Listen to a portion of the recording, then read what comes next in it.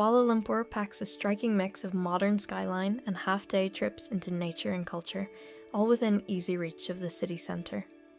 The Petronas Twin Towers, once the tallest buildings in the world at over 450 metres, rise straight out of a genuinely walkable downtown. A cave temple with hundreds of steps and resident monkeys sits under an hour outside the city, and in between there is an aquarium, a park with a free evening light show, and some of Southeast Asia's best street food. 2 days is enough to cover the highlights properly, with rest built in for both days, without overpacking the schedule. This video covers a complete 48-hour itinerary for families, taking in the Petronas Twin Towers, Aquaria KLCC, KLCC Park, Batu Caves, Central Market, and Petaling Street. The timings are realistic, and the full printable itinerary, with costs and practical details, is available through the link in the description below, completely free. If you find the video useful, please subscribe. It costs you absolutely nothing, but makes the channel sustainable and will make sure you are notified when new videos go up.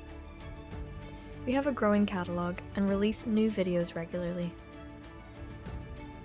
There are a few things worth knowing before you arrive.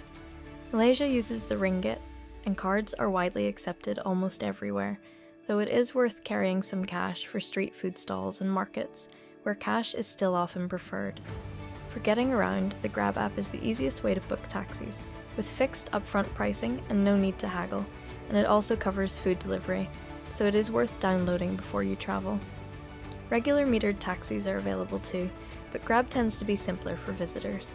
The LRT and monorail cover most of the city centre, connecting KLCC, Bukit Bintang and the Old Town Well, so between the two you will not need much else, and traffic can be heavy at peak times, so factor that in if you are travelling by road. For water, snacks and anything you have forgotten, 7-Eleven stores are everywhere and open long hours, while Jaya Grocer, inside Surya KLCC Mall itself, is a good option if you want a proper supermarket shop. UK passport holders can currently enter Malaysia visa-free for stays of up to 90 days, but you will need to complete the Malaysia Digital Arrival Card online before you travel. It is straightforward and only takes a few minutes, and it is worth doing this a day or two ahead rather than at the airport. Kuala Lumpur is hot and humid year-round, with short, heavy showers common in the afternoon, so it is worth packing light, breathable clothing and building in some shelter around that time of day. Basing yourself around KLCC or Bukit Bintang puts most of this itinerary within easy reach, and both areas have a wide choice of accommodation for families. Start day 1 at 9 in the morning at the Petronas Twin Towers observation deck. A skip-the-line ticket gets you up to the sky bridge, which connects the two towers at the 41st and 42nd floors, and then onto the 86th floor deck itself. It is worth booking in advance since time slots sell out quickly in peak season. The views from both levels stretch across the whole city, and the skybridge is a good stop in its own right if anyone in the group is uneasy about heights higher up. Allow an hour to an hour and a half. The cost is in the printable itinerary linked below. By 11, walk over to Aquaria KLCC inside the Kuala Lumpur Convention Centre, a short walk from the towers. It is home to over 5,000 marine creatures, with a 90-metre underwater tunnel, and touch pools that are usually a highlight for younger kids. Allow an hour and a half to 2 hours. At 1 o'clock, stop for lunch at the food court in Surya KLCC, right at the base of the towers, which has a wide range of Malaysian dishes on offer, so there is something for everyone, and it is an easy air-conditioned stop after the morning's activities. By 2:30, head back to your accommodation to rest before the afternoon. 2 big activities before lunch is enough for most families, especially with the heat building through the middle of the day. Come 4:30, spend some time in KLCC Park, which is a free green space at the foot of the towers with a playground, a jogging track, and a lake that gives one of the best ground level views of the towers anywhere in the city. Allow an hour or two here. At 6:30, sit down for dinner. There is a wide choice of restaurants around KLCC or Bukit Bintang, so there is no need to book ahead. Madam Kwan's inside Surya KLCC is one well-established option for classic Malaysian dishes such as nasi lemak and curry laksa, and its location makes it easy to head straight into the park for the fountain show afterwards.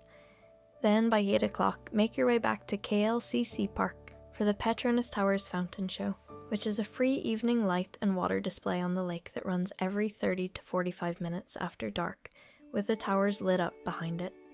It is a relaxed way to close out the first day. Day 2 starts early at 9 in the morning with the Batu Caves half-day tour. This is a guided small group tour with hotel pickup, taking you to the Hindu cave temple set inside a limestone hill just outside the city. At the entrance stands a golden statue of Lord Murugan, one of the tallest statues in the country, and reaching the main cave involves climbing 272 brightly coloured steps. Monkeys are common around the site, so keep food out of sight and hold on to loose items such as sunglasses and phones. Allow 3.5 to 4 hours in total, including travel time.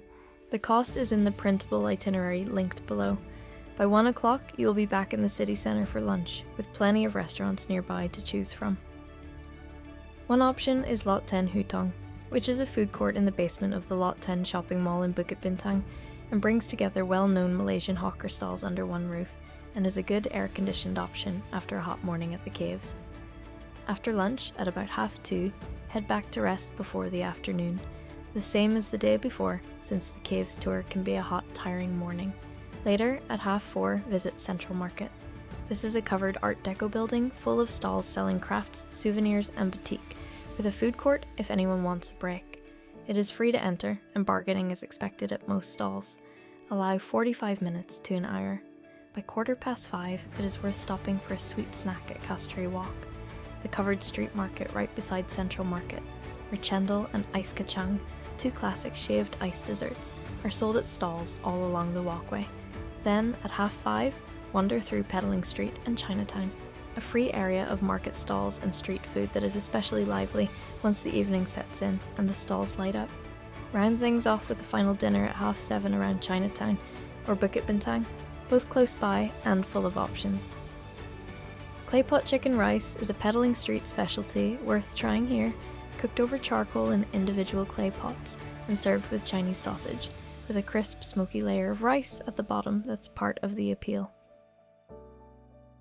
And that is 48 hours in Kuala Lumpur, covering the Petronas Twin Towers, Aquaria KLCC, KLCC Park, Batu Caves, Central Market, and Petaling Street.